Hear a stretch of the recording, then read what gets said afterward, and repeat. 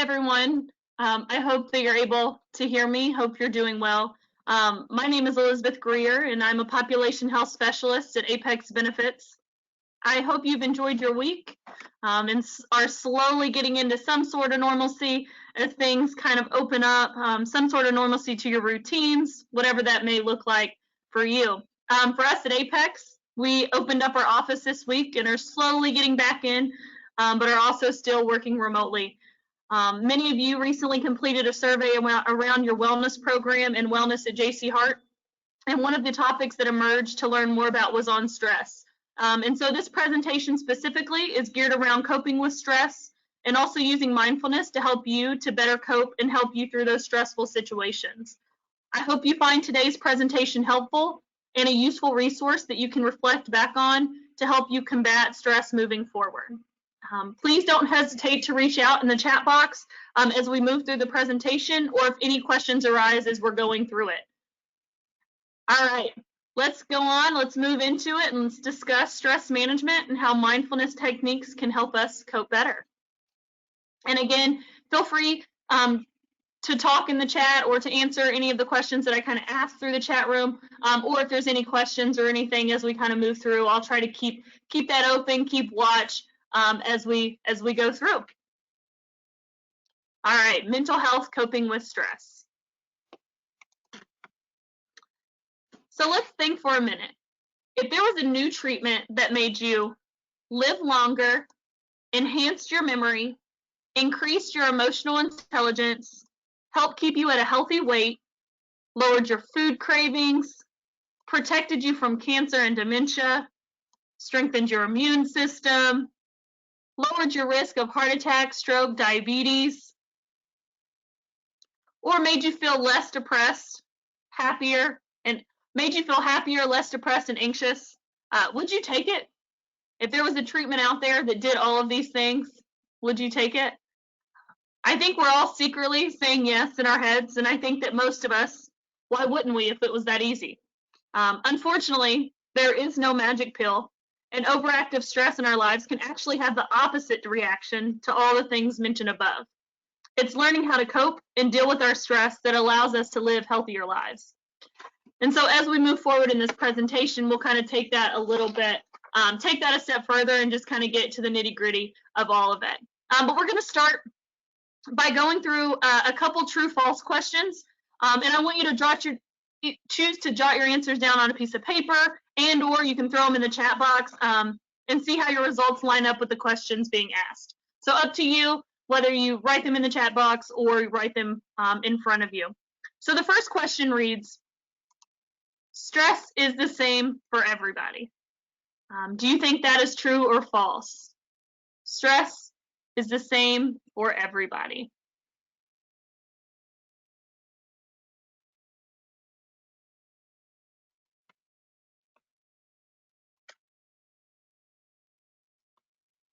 If you chose false, you are correct. Stress is actually very different for each of us. What is stressful for one person may not be stressful for another.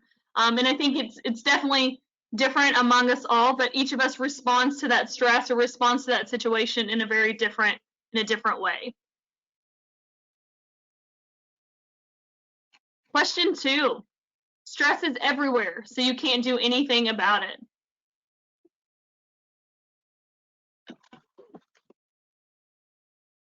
I just received a message, I apologize, that says you're not being able to see my slides. Let me see if I can start this over. My apologies, 1 second.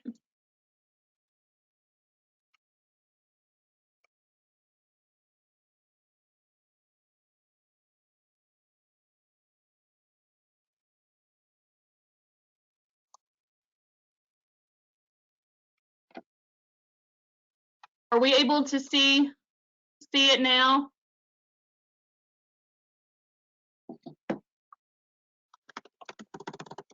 Can you see that front slide?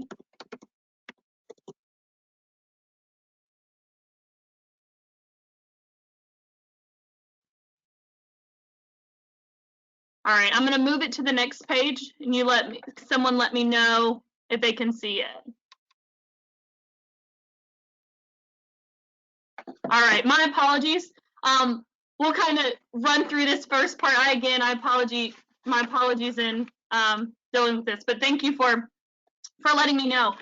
So again, this was that first slide that I was talking about on that new treatment. So that magic pill that made you live longer, enhanced your memory, increased your emotional intelligence, helped keep you at a healthy weight, lowered your food cravings, protected you from cancer and dementia, strengthened your immune system, lowered your risk of heart attack, stroke, diabetes, made you feel happier, less depressed, and anxious. So that first question that I just kind of geared the presentation around was, if there was a new treatment, a new magic pill, would you take it?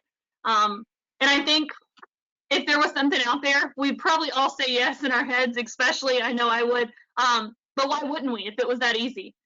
Unfortunately, as mentioned, there's no magic pill, and overactive stress in our lives can actually have the opposite reaction to all the things mentioned above, as you see here. It's learning how to cope and deal with our stress that allows us to live healthier lives.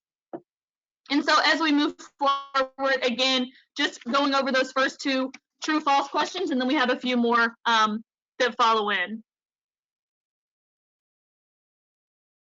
All right, that first true-false question was, stress is the same for everybody.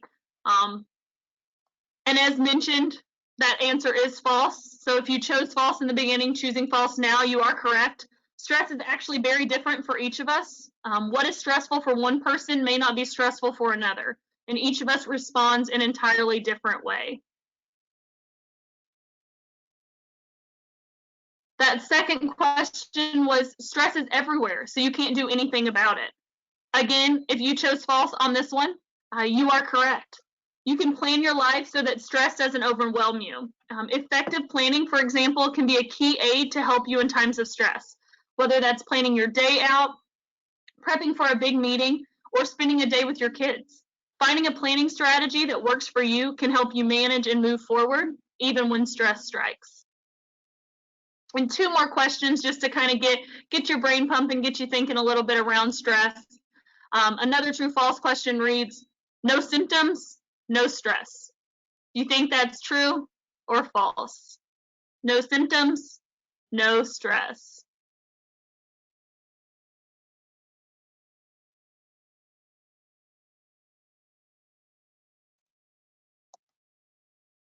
For those that chose false, you are correct.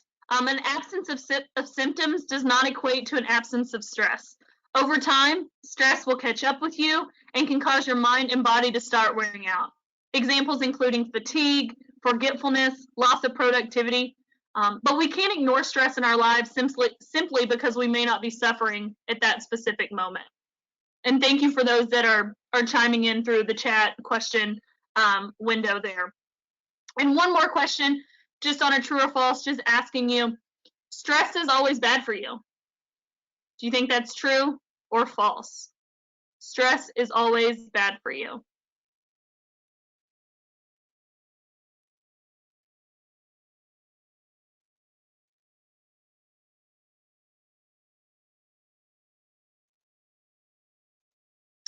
The answer is false again.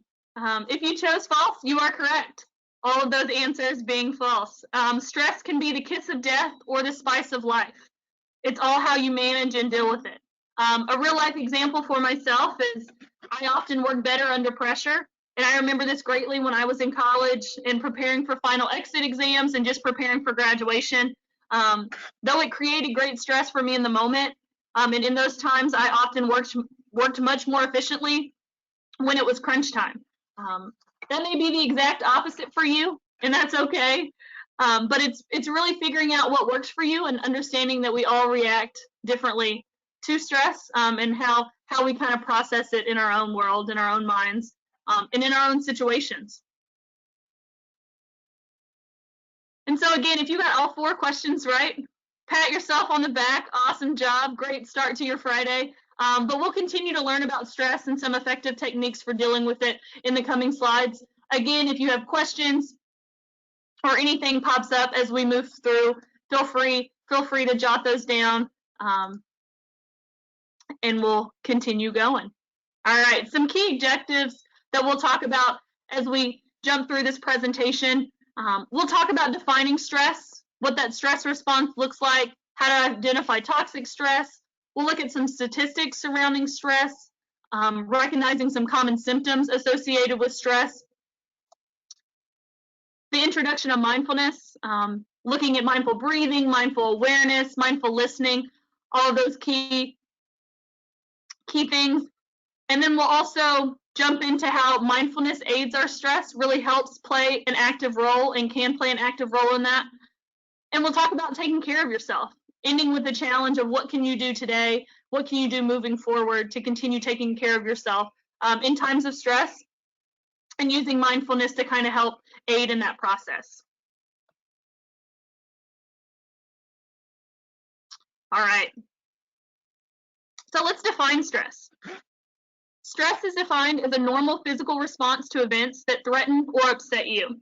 It creates a trigger in your brain and can often signal your fight or flight response, activating your sympathetic nervous system and forcing you to experience an acute stress response. So really focusing on that fight or flight, really kind of getting your attention, pulling that trigger from your brain, and just really allowing that response to take place.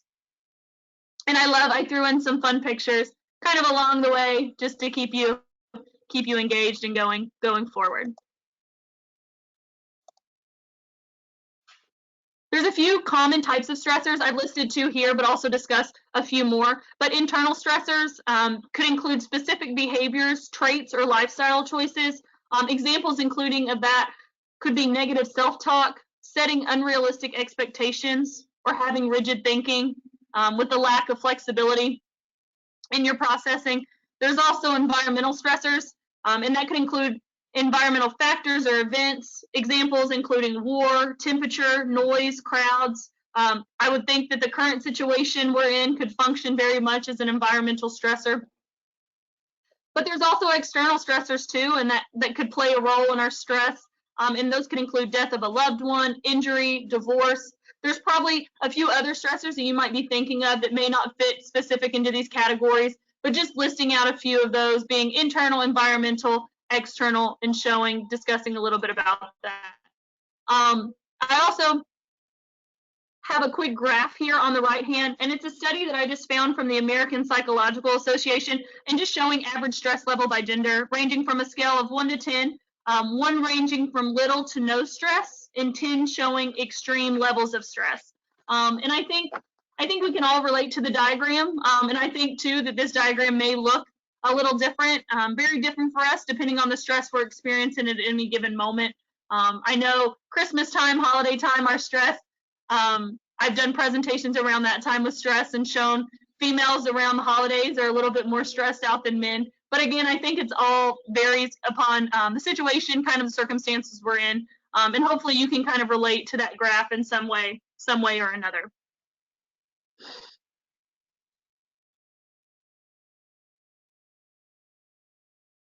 All right, this next slide looks at a little bit of toxic stress and follows a process for how toxic stress may play a role in any given situation that we're facing.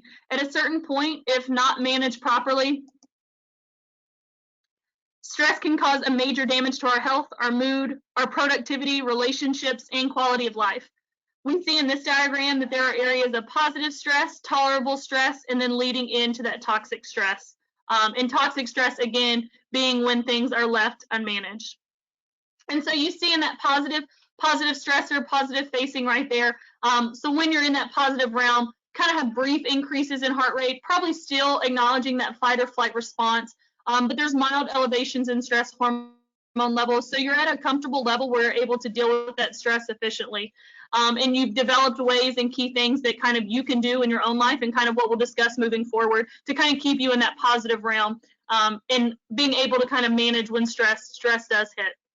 You also have that positive tolerable realm where you have serious temporary stress responses, where you've got those supportive relationships, people that you can reach out to, people that you can talk to kind of help you in that realm and kind of keep you again within that positive, tolerable, not allowing it to affect your overall health.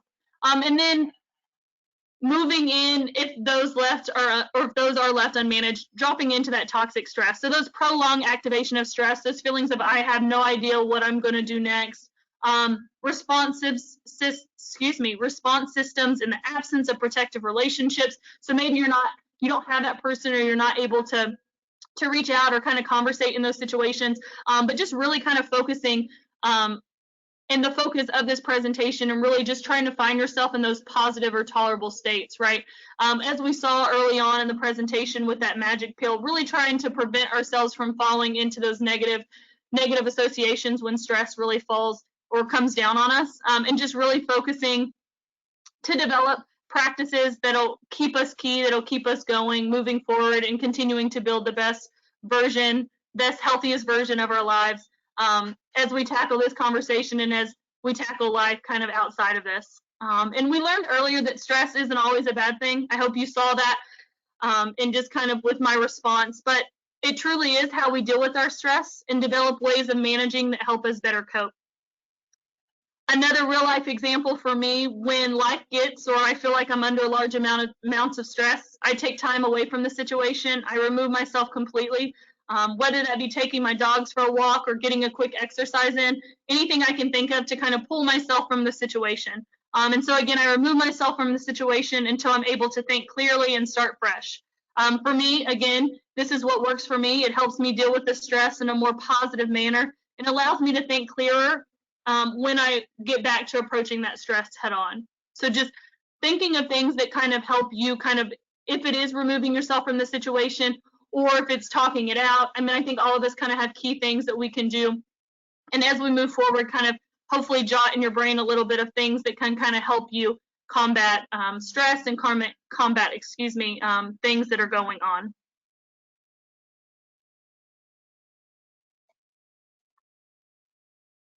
All right, keep moving forward. And so the next few slides provide a few statistics surrounding stress that I thought were interesting. I won't spend a lot of time here, but I just wanted to show just some kind of things of what's in the data and what the stats are showing.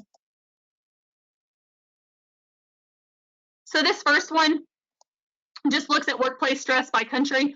Again, found this study specifically from the American Institute of Stress through Gallup, and just looking at the different workplace stresses by country. I think I would believe it to be very accurate just for the way the US is kind of grounded, the way we work, and just how we really are an economy or a situation that, you get up, you go to work, you do what you need to do. No sleep kind of mentality. I think of my parents who are in the blue collar realm, and it's very much get up, make the money, keep making money, keep making money, keep making money, no matter what kind of hits, kind of stress kind of faces.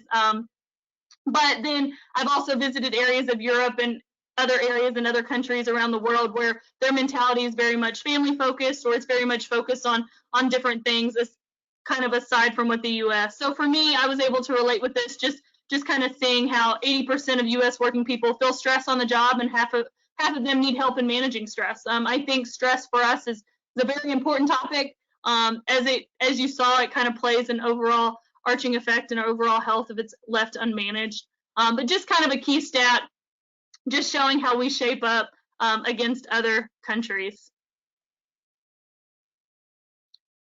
Another fun stat I found was just some common sources of stress that kind of affect us in many ways. And again, probably can relate to these, or these may change a little bit differently for you. But 63% have stress as it relates to the future of our nation, 62% around money. That one for me is probably at 90%. And as I'm a few years out of college and just focusing on managing my money better and paying off school loans, 61% of work, that probably would be higher for some right now who are out of work or, facing that crisis as it relates to COVID and just the circumstances that we're in. 57% the political climate, 51% violence, crime. Again, just some common sources of stress that we have. I'm sure we could make this list much longer and associate it with how we're going and how we're dealing with life in the current moment. And then just a few more that I found just to kind of be relatable, somewhat helpful for me as I kind of relate and just kind of know that I'm not all alone. But 79% of Americans feel stressed sometimes or frequently in their daily lives. Definitely relatable in that one. 1 in 5 respondents had quit their earlier jobs, and 1 in 4 had been driven to tears due to workplace stress. I think this just kind of reiterates stress is common. It's on the job, it's off the job, it's kind of all around us, surrounding us at any given moment. And then as it relates to workplace stress too, 42% of working people reported that yelling and verbal abuse is common in their workplace. Not a fun stat to share, but just to show some commonality around workplace stress, and just kind of to show you too and provide emphasis that it is very much all around us. And I think the stats and the information presented so far has provided the context inevitably that stress is everywhere, and that learning to deal with it is key to living a healthy life. We'll quickly discuss a few symptoms regarding stress, and then move right into a concept that I'm very passionate about, that being mindfulness, and how mindfulness can play a key role in helping us deal with our stress and what we may be facing at any given time. And so a few symptoms of stress may include a rapid heartbeat, headache, stiff neck and/or tight shoulders, backache, rapid breathing, sweaty palms, feeling irritable, frustrated, angry, upset stomach, nausea, diarrhea, exhaustion, difficulty concentrating, excessive worrying and fear, loss of confidence, all different symptoms of stress that maybe you can identify with. I know myself definitely do identify with quite a few of these. And then this just fun Simpsons picture that I found when they asked you to show the new employee around, and this is where you go to cry. Hopefully that's not the case. I'm sure it's not, but just something fun to keep you humored throughout the presentation. But again, just realizing that those symptoms of stress and things that you may face or things that you may experience could be a relatable symptom of some undoubted stress that you're facing in that moment. Any questions or anything that I can answer so far?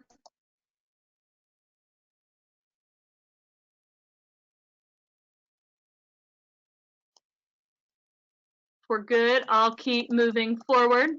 Thank you guys for those who have sent in questions, sent in answers as it related earlier in the conversation. All right, let's talk a topic I'm most passionate about, and just mindfulness, and just kind of how we can use mindfulness in itself just to present an effective, a positive approach to how we deal with stress. In the moment I've been waiting for, the moment I probably could spend hours on hours talking about mindfulness in itself. I really enjoy this diagram that you see on the slide here, because it allows us to visually see what mindfulness allows us to do. We're no longer worried about the past, what we can't control and can't change, and we're not focused on the future. Instead, we're focused on the right now, the present, and just effectively working to do the very best we can in the moment that we're in. So this kind of description, this diagram here, just kind of shows a gearing focus into what mindfulness looks like. Again, you're not focused on the past, but your body and yourself, your mind is very much present in that moment, kind of focusing on what you can do in this moment right here, right now. And then again, hopefully would provide a positive approach to your future.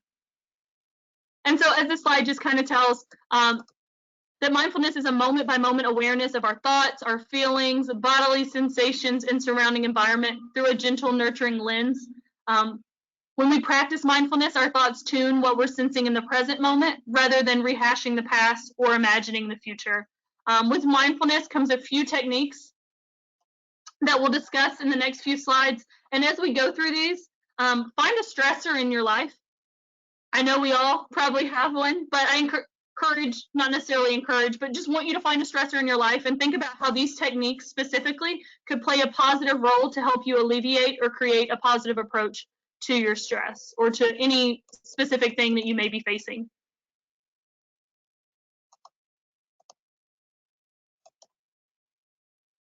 So let's talk mindful breathing. Mindful breathing is where you're focusing your attention on your breath. So you're focusing on the inhale and the exhale. Simply observing each breath without trying to adjust it. It may help to focus on the rise and fall of your chest, or checking in on your body as you take those deep breaths in and exhale out. Maybe it's one big breath in 1 big breath inhaling in, 3 breaths exhaling out, or allowing yourself 3 seconds to exhale that breath back out. So taking 1 big breath in, focusing on that breath, focusing on that moment, and then again, allowing 3 seconds to exhale that breath back out. By allowing ourselves to take on mindful breathing, we're increasing our alertness to ourselves in that moment. We're acting with patience and being calm, and we're more aware and helping reduce that stress in a creative way. We're completely present, focused on the here and the now, and we are intuitive with our breathing, both again in the inhale and the exhale. So again, maybe for you, it's really in those stressful situations, or for me in removing myself in those situations, it's just taking a moment to really become more mindful in my breaths. Maybe it's at your desk, maybe it's at your home, you've got your kids running around, whatever the case may be, but just really finding time to kind of focus on those breaths, take a few moments to just take that deep inhale and then allow yourself to slowly exhale, and taking a few of those big breaths and just allowing yourself to find more presence in the moment. And some benefits associated with some mindful breathing techniques, again, stress reduction, increased alertness, patience, calmness, awareness, creativity, and again, just following that whole mindfulness technique of just allowing yourself to be completely present in the moment, allowing yourself to find presence and just focus on the here and the now. We've also got mindful awareness. And when using mindful awareness, I love this photo, you can appreciate the small things in life. Mindful awareness is being fully aware and tuned into what is going on right now in the present moment. It's all too easy to go through life on autopilot, way too easy to do that, right? Caught up in reliving past events or planning for the future. Mindful awareness involves returning to the present moment, the only time one can actually be alive. It centers on accepting each moment fully just as it is, which can lead to a greater sense of peace and calmness. Mindful awareness is our deeper sense of connection to our true selves. It can simply provide you with the task of stopping to smell the roses, as you see in the diagram. And you're allowing yourself to focus again on the here and the now, and to be present with yourself in a specific moment. I don't know if you're like me, but I can't tell you probably the last time I actually stopped and smelled the roses. Usually I see them, think they're pretty, and I keep walking. But just taking a moment to find something, and whether it be flowers, whether it be something outside in nature, but just take a moment and focus, right? Allowing yourself to just focus on that present moment, away from technology, away from distractions, and just finding something that just allows you to practice that mindful awareness approach and find you again in the here and the now, away from that stressful situation, focused on you, on yourself in that current moment. And just knowing too, mindful awareness, all these practices in itself, just allowing yourself to learn to appreciate the small things in life and be able to be present with yourself.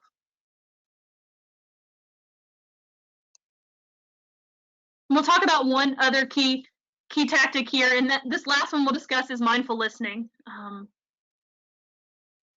And mindful listening is the way of listening without judgment, criticism, or interruption, while being aware of internal thoughts and reactions that may get in the way of people communicating with you effectively. This may seem easier said than done, but try setting a clear intention to be a better listener. If you see yourself getting lost in your own thoughts while someone's talking to you, take a breath, smile because you noticed, and redirect yourself back to genuine listening. It's likely returning to your breath. It's like, returning to your breath during a meditation. So again, just allowing yourself to refocus. In conversations, I know it's so easy to try and multitask, or to try and think of 1,000 things when you're in conversation with one person, but just allowing yourself in the next conversation that you have with a friend, a coworker, your child, your spouse, just to really focus on what they're saying in that moment and really focus your attention towards them. And again, using kind of, as I mentioned, take that deep breath, smile because you noticed that you were kind of off kilter, you were kind of unfocused, and allow yourself to get back there, redirecting yourself back to that mindful listening approach. And again, returning to your breath during a meditation and kind of using that as a forefront, kind of as that example that you can follow. And when using mindful listening, you can hear and understand music and or a person more clearly. So clearly you're able to be in that moment, you're able to be present with that person and able to focus and engage on the conversation at hand. And I encourage you in practicing this to listen to a song you've never heard before. And Try to feel the song from the bottom of your feet to the top of your head. What are the words saying? What is the reaction you're getting from the song?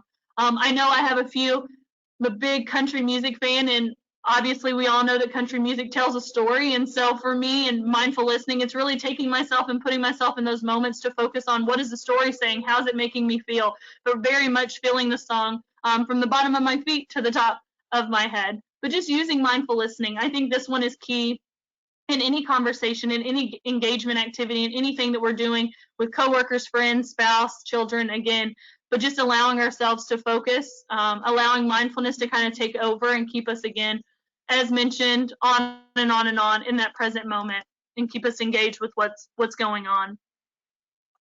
And so after discussing a few great techniques to mindfulness, I want you to shift your focus to thinking on how mindfulness can help you manage your stress, and think of it in every aspect and area of your life, whether that may be physical, spiritual, mental, emotional, your lifestyle, all areas. Ask yourself the question, how can mindfulness play a role? How can mindfulness play a role in anything that you're dealing with, any aspect of that life, your lifestyle, anything that you're going through?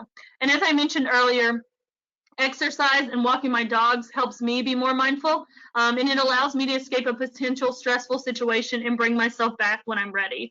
So what are some key things that might work for you? And as we jump to this next slide, we're going to look at how mindfulness helps aid our stress.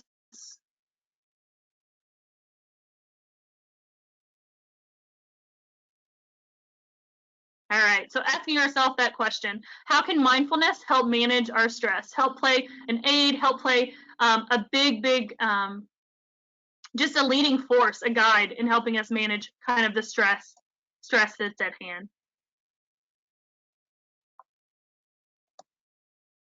And here are just a few examples, and if you have more, feel free to throw those out in the chat window, or feel free to follow up after, just in letting me know how kind of mindfulness may play a process or play a step in helping you aid your stress. But here's just a few. You become aware of your thoughts. We know that being in the present, you're aware of what's going on in the given moment. You may not immediately react to a situation. Maybe you allow yourself to take some deep breaths to help you focus in on kind of what's happening at hand. Mindfulness switches on your being mode. You're more aware and sensitive to the needs of your body, that taking that mindful awareness approach and just seeing what's going on in that given moment around you. You're more aware of the emotions of others. Your level of care and compassion for yourself and others rise. You are better able to focus, and you can switch your attitude to the stress. And so you're able to find that mindfulness component, able to find yourself in those moments to help you deal in a more proactive manner. And my biggest hope is that you don't forget about you during these stressful times. I always like to leave in conversation, or even as we finish out these slides, but just to not forget about yourself. I think it's so easy to definitely forget about ourselves in stressful situations and just forget kind of about what those commonalities or things that we're going through, and just kind of focus ourselves toward the stressor, or focus our attention away from ourselves. But again, my biggest hope is that you don't forget about you during these stressful times, or during any stressful time that you may be facing, and that you make it a priority to practice self-care. Whether that be through being more physically active this week, or showing more attention to the things you enjoy. It could be slowing down and finding your community, reaching out to a friend virtually, or connecting at the park, whatever that may be. I just hope that seeing this presentation and just seeing how stress plays an active role in our lives, and seeing how mindfulness can play an active role in helping aid that stress, really alludes you to help find a time for yourself and find something that works for you to kind of help get yourself back in gear, or allow yourself to refocus in situations that may become stressful. And so looking at this self-care, again, just not forgetting about yourself. It's so easy to do, but really focusing on all levels of this, the awareness factor, being kind, making those choices, your attention, your priorities, slowing down. I think that's the hardest thing for all of us to do, or myself maybe only, but just finding reasons and ways in which I can slow down, take a moment away from myself or from the situation, and just pull myself out. a big piece of that comes with just removing myself from technology or removing myself from any given situation, but just allowing myself to slow down. You see community, you see support on this as well. And so what does that support, or what does your community look like? And really going to them as well to kind of help you in these strategies and kind of help you moving forward and finding acceptance, pleasure, just in things, finding things that you enjoy, not forgetting about yourself, still treating yourself, and just allowing yourself to find peace in moments of stress, and just finding those coping mechanisms and ways in which you can help better aid that stress. And so my biggest challenge for you in closing is I leave you with a challenge to find yourself in the present and to focus on the here and now. So again, to find yourself in the present and to focus on the here and now. I challenge you to set intentions, devote your full attention, challenge yourself to engage, find joy in the little things, and give yourself space. Set intentions. What are you striving to achieve? What are you trying to focus on? In that moment, devote your full attention to it. Challenge yourself to engage through mindful awareness, mindful listening, mindful breathing, all of those techniques that we've discussed. I always encourage finding joy in the little things, and then allowing yourself to get space if you need it. But using this kind of quick little tidbit, quick little quote, whatever you want to call it, just to really help you stay focused around that mindfulness practice. So again, finding yourself in the present, focusing on the here and now. I challenge you to stop focusing on the things that you can't change, and instead focus on the impact that you can do in this specific moment. Allow mindfulness to help you aid your stress and create a sense of calming, especially in times like these. And again, using this diagram, I have it up in more places probably than needed, but it just allows me to remember to be focused on the present, allowing myself to be focused in the present moment, knowing that my body is present, my emotions, my mind, everything is trying to gear into that present mode. Not focusing on the past, not focusing on the things that I can't change, not allowing myself to revert back to the past, which is oftentimes easier said than done, but really striving to keep myself in that present moment. And then what can I do in that present moment? What can I do in the here and now to help me prepare for the future, to help me engage, to help me be the best version of myself now, to keep me in that mindset, to keep me tuned, to keep me moving forward. I'll reach out to see if there's any questions. Looking kind of through the chat window, I don't see anything popping up, but if you do have questions, as you see this presentation, and I can follow up and give this to Carly to pass out to the staff and let you guys kind of reiterate and review and look through. But as you have questions, or if questions evolve, please don't hesitate to reach out to me. I thank you so much for listening in to my presentation today. I hope you found the information valuable and have a few takeaways to keep with you as it relates to mindfulness, and maybe you learned a little bit more about stress.